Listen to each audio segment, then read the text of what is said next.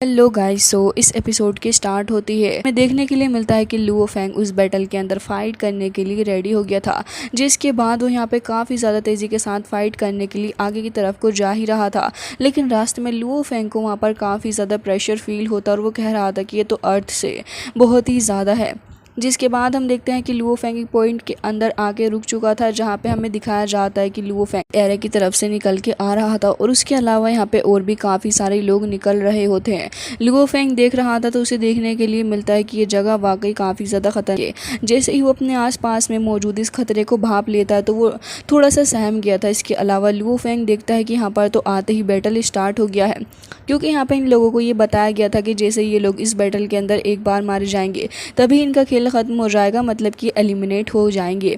जिसके बाद यहाँ पे लुओ फेंग अपनी आंखों के सामने जैसे ही पार्टिसिपेंट्स को मरते हुए देख रहा था, वो समझ जाता है कि ये जगह बहुत ही ज़्यादा पावरफुल एंड ख़तरनाक लोगों से भरी हुई है। जिसके बाद लुओ फेंग तुरंत ही अपने मास्क को वेयर करता और वो देख रहा था इसके सामने एक बंदा काफ़ी ज़्यादा तेज़ी के साथ में बाकी सारे लोगों को मारता हुआ जा रहा था। नाइन्थ क्वीन के लोग भी हमें देखने के लिए मिलते हैं, जो कि यहाँ पे खून की बरसात ही कर देते हैं। वो लोगों को बहुत बुरे तरीके से मार रहे थे, लेकिन तभी लुओ फेंग एक जगह पे आके हाइड हो गया था, क्योंकि हमें देखने के लिए मिलता है कि कोई तो पर्सन लुओ फेंग के ऊपर अटैक कर देता है। लुओ फेंग कह रहा था कि वर्ल्ड बहुत ही ज़्यादा बड़ा है, क्योंकि यहाँ पर टोटल 8.20 बिलियन जीनियसेस आए हुए हैं, तो ये बैटल वाकई में बहुत ही ज़्यादा ख़तरनाक होने वाला है एंड पूरा ही भरा पड़ा है लोगों से। तो मुझे ऐसा क्यों लग रहा है कि मुझे कोई दूसरा तरीका ही निकालना होगा।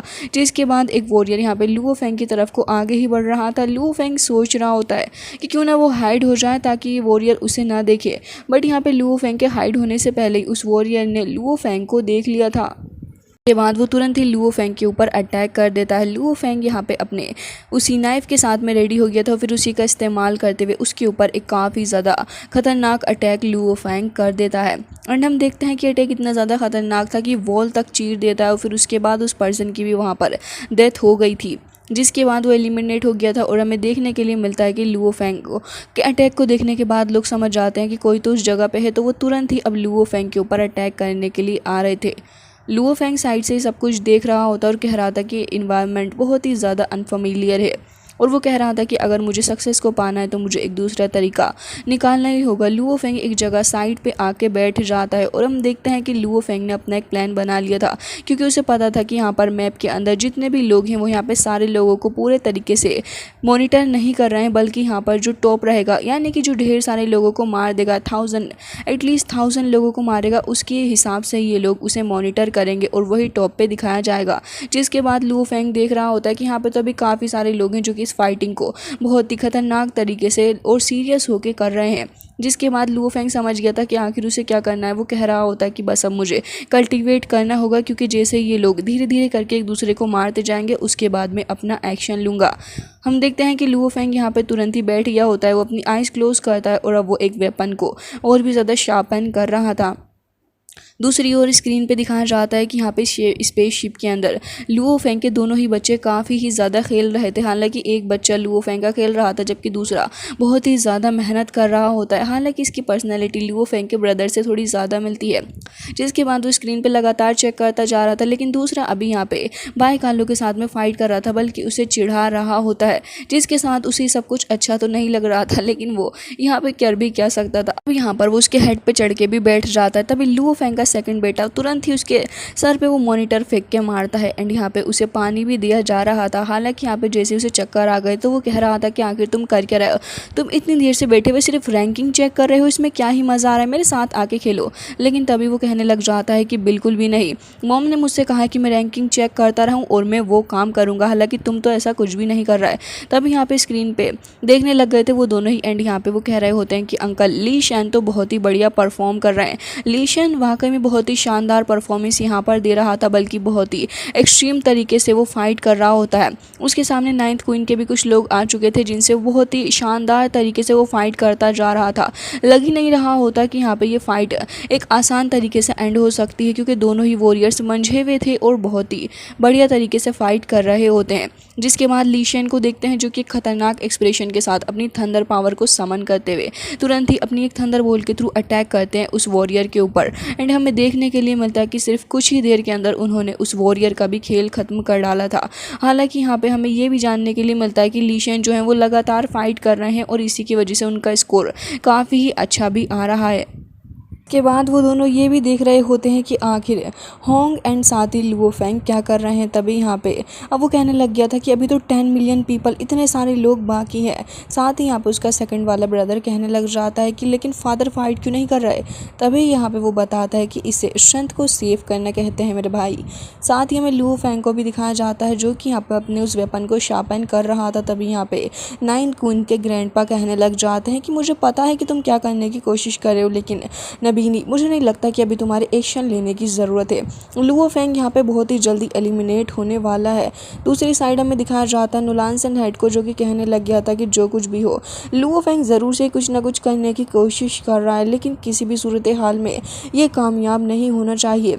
जिसके बाद लुओ फेंग को देखते हैं जो कि अपनी पावर का इस्तेमाल करते हुए अपने वेपन को शार्पन कर लिया था एंड ऑलमोस्ट जैसे ही वो रेडी हो जाता है एंड उसने उसे मास्टर कर लिया था, तभी लुओ फेंग कह रहा था कि 10 दिन ऐसे ही निकल गए, लेकिन मैंने इस कोड ड्राइव वेपन को आराम से मास्टर कर लिया है। मेरे लिए अब इसके साथ में डील करना इतना ज़्यादा मुश्किल नहीं होगा। और उसके बाद हमें दिखाया जाता है कि आसपास वॉरियर एक दूसरे की जान ले रहे थे और वो एक दूसरे के खून के प्यासे बने हुए थे। तभी लुओ फेंग भाप लेता है कि यहाँ पे काफ़ी ज़्यादा खतरनाक वॉरियर मौजूद हैं जो कि नुलान सन हिल फैमिली से भी हैं और वो उसके ऊपर नज़र बनाए हुए थे। जिसके बाद वो इरादा कर रहे होते हैं लुओ फेंग को मारने का, और जैसे ही सारे के सारे एक साथ आगे बढ़ गए थे अटैक करने के लिए, तो हमें देखने के लिए मिलता है कि यहाँ पे लुओ फेंग जो कि अपनी गोल्डन हॉर्न बहमूद की पावर का इस्तेमाल करता है, वो एक काफ़ी ज़्यादा स्ट्रॉन्ग अटैक कर देता है। जिसके चलते हमें देखने के लिए मिलता है कि गोल्डन हॉर्न बहमूद की पावर के साथ में लुओ फेंग की पावर जैसे ही मर्ज हुई वो और भी ज़्यादा खतरनाक हो चुकी थी, और फिर लुओ फेंग अपने उसी वेपन का भी इस्तेमाल करता है। हमें देखने के लिए मिलता है कि यहाँ पे बहुत ही शानदार तरीके से लुओ फेंग अपने सामने आने वाले हर एक ओपोनेंट को मारता जा रहा था। वो सभी को मौत के घाट उतार रहा होता है और उन सभी की हालत बहुत ही ज़्यादा ख़राब हो चुकी थी। हालांकि इतने सारे थे तो फिर लुओ फेंग को भी काफ़ी और से भी डील करना था, लेकिन वो एक के बाद एक आते जा रहे होते हैं, जिसके चलते लुओ फेंग को थोड़ा मुश्किल था इनके साथ में डील करना। लेकिन आगे की फाइटिंग तो और भी ज़्यादा ख़तरनाक होने वाली है, जिसके चलते हम देखते हैं कि लुओ फेंग के साथ में जो वॉरियर्स थे लुओ फेंग उन्हें मारता जा रहा होता है। किसी को कहीं फेंक रहा था तो किसी को कहीं। ऐसा लग रहा था कि लुओ फेंग के लिए ज़्यादा मुश्किल नहीं है इनके साथ में डील करना, और वो बहुत ही आसानी से इन सारी चीज़ों को करता जा रहा है। हमें देखने के लिए मिलता है कि एक वॉरियर जो कि सामने से आके लुओ फेंग के ऊपर अटैक करने वाला था, लुओ फेंग उससे भी बहुत ही आसानी के साथ में डील कर लेता है। लेकिन यहाँ पे हम देखते हैं कि वो काफ़ी ज़्यादा थक चुका था और फिर कह रहा होता है कि मैं तो बस यहाँ पर तुम्हारा इंतज़ार कर रहा था, मैं तुम्हें जान के यहाँ पर लेके आया हूँ। लेकिन लुओ फेंग अपने डिवाइन वेपन का इस्तेमाल करते हुए उस बंदे को ऑन दी स्पॉट ही मार डालता है। लेकिन यहाँ पे उस बंदे ने लुओ फेंग से जो कहा था, लुओ फेंग समझ गया था कि कुछ ना कुछ तो चल रहा है। तभी लुओ फेंग जैसे ही पलट के देखता है, तभी यहाँ पे ढेर सारे सोल्जर्स आगे खड़े हो गए थे और वो कह रहे होते हैं कि तुम्हारी हिम्मत भी कैसे हुई हमारी क्यानवू रॉयल फैमिली की टेरिटरी को प्रोवोक करने की, और अब तुम्हें इसकी कॉन्सिक्वेंसेस भुगतने होंगे। एंड गाइस, इसी चीज़ से आप लोग समझ चुके होंगे कि आखिर यहाँ पर वो बंदा क्या करने की कोशिश कर रहा था। जानबूझ के लुओ फेंग को यहाँ पर फंसा दिया है। इतने सारे पावरफुल लोगों के बारे में लुओ फेंग को पहले से नहीं पता था, जिसके चलते वो प्रिपेयर भी नहीं था। हालांकि लुओ फेंग की सारी फैमिली जो कि सारी वाक़ये को देख रही थी, वो बहुत ही ज़्यादा परेशान हो जाते हैं। एंड यहाँ पे लुओ फेंग की मदर वो तो ऑलमोस्ट रोने वाली थी, लेकिन लुओ फेंग तो अपने वेपन का इस्तेमाल करते हुए काफ़ी शानदार तरीके से उन्हें मारने लग गया था। उसकी मदर भी कह रही होती है कि अरे वाह, देखो लुओ फेंग ने कर दिखाया। और लेकिन उसके फादर तो उनसे भी ज़्यादा एक्साइटेड हो गए थे और कहते कि बहुत बढ़िया, शाबाश मेरे बेटे। जिसके बाद हम देखते हैं कि भाई खालो वहाँ पे खड़ा हुआ था, तभी वहाँ पे उससे तेट्सू से पूछने लग जाता है कि क्या हो रहा है यहाँ पे और ये फाइटिंग किस तरीके से आगे बढ़ेगी। तभी वो कहने लग जाता है कि तुम बेबीज़ का ख्याल रखो, देखो कहीं वो चले ना जाओ। रही बात फाइटिंग की, मुझे लग रहा है कि बॉस बहुत ही अच्छा कर लेंगे। अभी 60,000 लोगों को लुओ फेंग ने इस तरीके से ख़त्म कर डाला था और हम देखते हैं कि ये नंबर धीरे धीरे करके डिक्रीज़ होता जा रहा था। फिर 30,000 लोग बचे होते हैं। उसके बाद लुओ फेंग की वाइफ शुशिन वो भी काफ़ी खुश हो रही होती है। एंड हमें लास्ट में बताया जाता है कि लुओ फेंग बस ऐसे ही फाइट करते करते अब काफ़ी आगे आ चुका है, जहाँ पे अब उसका सामना और भी ज़्यादा खतरनाक वॉरियर्स के साथ में आने वाला है। तभी यहाँ पे टेट्सू कह रहा था कि आखिर ये लोग इतना ज़्यादा पागल क्यों हो रहे हैं, क्या इन्होंने कोई स्ट्रेटेजी बना रखी है। जिसके बाद हम देखते हैं कि यहाँ पे लुओ फेंग ने अभी 3-4 वॉरियर को और बहुत ही बुरे तरीके से उस स्टेटस पे फेंक के मारा था, जिसके चलते ऑन दी स्पॉट शायद से उनकी डेथ होने वाली थी। लेकिन तभी एक बंदा बोल पड़ता है कि आखिर तुम्हारी हिम्मत भी कैसे हुई रॉयल फैमिली के लोगों को इस तरीके से हर्ट करने की।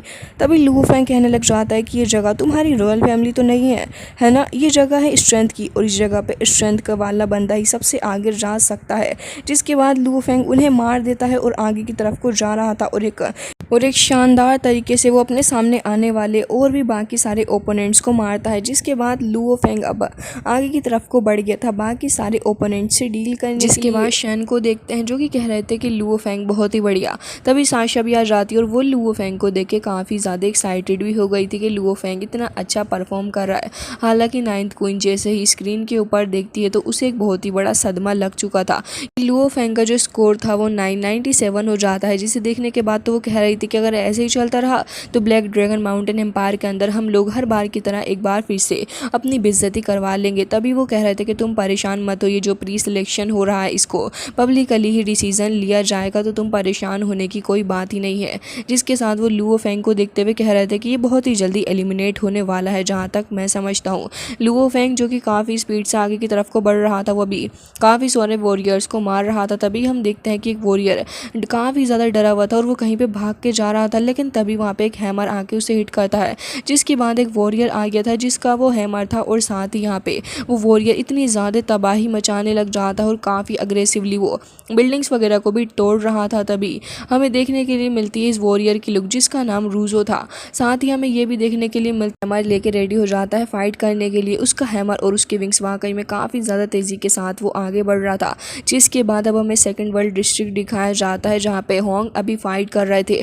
उनकी ओपोनेंट भी काफ़ी ज़्यादा खतरनाक होती है, लेकिन होंग यहाँ पर फाइट करते जा रहे होते हैं और एक काफ़ी ज़्यादा पावरफुल डोमेन बना के वो उसके ऊपर अटैक करते हैं। लास्ट में वो इतना ज़्यादा स्ट्रॉन्ग स्लैश अटैक करते हैं कि आसपास की जगह भी शेक करने लग गई थी, और फिर उसके बाद वो अल्टीमेटली उस पर्सन के साथ में भिड़ जाते हैं जहाँ पे दोनों ही अपनी अपनी पावर्स का इस्तेमाल करके एक दूसरे के ऊपर अपनी डोमिनेंस दिखाने की कोशिश कर रहे थे। बट अल्टीमेटली इतने ज़्यादा ह्यूज एक्सप्लोजन के बाद फाइनली हमें देखने के लिए मिलता है कि आसपास की सारी जगह गायब हो गई थी, क्योंकि होंग ने इतना स्ट्रॉन्ग अटैक जो किया था। अब वो पर्सन वो भी वहाँ पे धीरे धीरे करके अपनी बॉडी के साथ में डिसअपियर हो जाता है, क्योंकि होंग का अटैक था इतना ज़्यादा पावरफुल।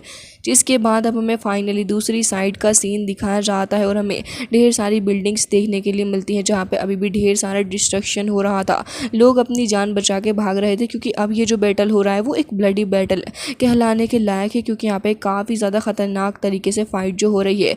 हालांकि तभी उसी पर्सन को देखते हैं जो कि काफ़ी ज़्यादा तेज़ी के साथ में आगे बढ़ रहा था। साथ ही लुओ फेंग वो भी अभी साइड में होकर खुद को प्रोटेक्ट करने की कोशिश कर रहा था, क्योंकि तभी वो नोटिस करता है कि ढेर सारे लोग उसके ऊपर एकजुट होकर अटैक कर रहे हैं। हालांकि लुओ फेंग इसके लिए रेडी था और जैसे ही उसे अच्छा मौका मिलता है वो उन सभी को सबक सिखा देता है। जिसके साथ यहाँ पे एक पर्सन और था जो कि छुप के अभी लुओ फेंग के ऊपर अटैक करने वाला था। लुओ फेंग उससे भी काफ़ी आसानी से डील कर लेता है और अब वो काफ़ी तेज़ी के साथ बढ़ रहा था, क्योंकि टॉप 1000 के अंदर उसे अपना नाम जो शामिल करना है। जिसके साथ ही जैसे जैसे लुओ फेंग आगे बढ़ रहा था वो साइड में देखता जा रहा था, लेकिन तभी वो स्क्रीन पे देखता है कि जो रूजो नाम का बंदा है उसकी लोकेशन लुओ फेंग से काफ़ी ज़्यादा पास में है। लुओ फेंग उसका स्टेटस एंड स्क्रीन पे उसकी सारी एबिलिटी पढ़ने के बाद तुरंत ही वहाँ से काफ़ी तेज़ी के साथ में निकलने की कोशिश कर रहा था, लेकिन तभी हमें वो वेपन देखने के लिए मिलता है जो कि लुओ फेंग के ऊपर ऑलमोस्ट अटैक करने वाला था गाइस। लेकिन यहाँ पर लुओ फेंग खुद को प्रोटेक्ट करता है। साथ ही हमें ये हैमर भी देखने के लिए मिलता है। गाइस इस सीन को देखने के बाद आप बताइएगा कि आपको किस कैरेक्टर की याद आ रही है इस बंदे रूजो को देखने के बाद। जिसके बाद हम देखते हैं कि लुओ फेंग वहाँ से तुरंत ही आगे की तरफ को बढ़ जाता है, लेकिन तभी हम रूजो को देखते हैं जो कि अब अपने हैमर को लेके वहाँ पे रेडी हो गया था। हालांकि जैसे ही शैन स्क्रीन के ऊपर ये सब कुछ देखते हैं वो काफ़ी ज़्यादा चिंता करने लग पड़े थे लुओ फेंग की, और वो काफ़ी ज़्यादा शॉकिंग आइज से कह रहे थे कि अब लग रहा है कि अब बहुत ही ज़्यादा खतरनाक बैटल स्टार्ट होने वाला है, क्योंकि जो रूजो है एक बहुत ही ज़्यादा खतरनाक पावरफुल वॉरियर है जो कि टेल्स रसाता गैलेक्सी से बिलोंग करता है। एंड तुम्हें पता भी नहीं है शायद से कितना ज़्यादा खतरनाक लुओ फेंग के लिए हो सकता है। मुझे तो डर लग रहा है लुओ फेंग के लिए। दूसरी ओर हम उसी ग्रैंडपा को देखते हैं जो कि कह रहा था कि अब मज़ा आने वाला है, क्योंकि वो ऑलरेडी इतना ज़्यादा पावरफुल है कि उसके सामने हज़ारों वॉरियर्स कोई भी मायने नहीं रखते। लेकिन लुओ फेंग उसको भी वो कुछ ही देर के अंदर हरा देगा। अब मुझे होप नज़र आ रही है। हालांकि लुओ फेंग अब यहाँ पे उस बंदे के साथ में फ़ाइट करने के लिए रेडी हो जाता है, क्योंकि इसके अलावा अब लुओ फेंग के पास में कोई दूसरा ऑप्शन भी नहीं था। तभी उस बंदे को देखते हैं जो कि कह रहा था कि तुमने वाकई में रॉयल फैमिली के इतने सारे लोगों को मार डाला है। मुझे समझ नहीं आ रहा कि मैं तुम्हें क्रेजी कहूँ ब्रेनलेस, वाकई में तुमने काफ़ी ज़्यादा खतरनाक काम किया है। जिसके बाद अब वो अपना हैमर लेके लुओ फेंग की तरफ को चुनौती के लिए आगे कर देता है। हालांकि लुओ फेंग भी यहाँ पर उसके साथ में फ़ाइट करने के लिए रेडी हो गया था और दोनों ही ओपोनेंट्स एक दूसरे के सामने खड़े हो जाते हैं। तो गाइज़ इसी के साथ आज का ये एपिसोड करते हैं एंड उम्मीद है कि आपको ये पसंद आया होगा। इसका आने वाला एपिसोड वो भी काफ़ी इंटरेस्टिंग होने वाला है गाइज़। सो प्लीज़ हमारे चैनल को सब्सक्राइब करिएगा। यानी क्यों गाइज़ आजकल आप लोग हमारे चैनल को सब्सक्राइब ही नहीं करते, जो कि एक बहुत ही ज़्यादा गलत बात है। प्लीज़ चैनल को सब्सक्राइब करिए और मिलते हैं नेक्स्ट वीडियो में। तब तक के लिए bye bye, take care of yourself.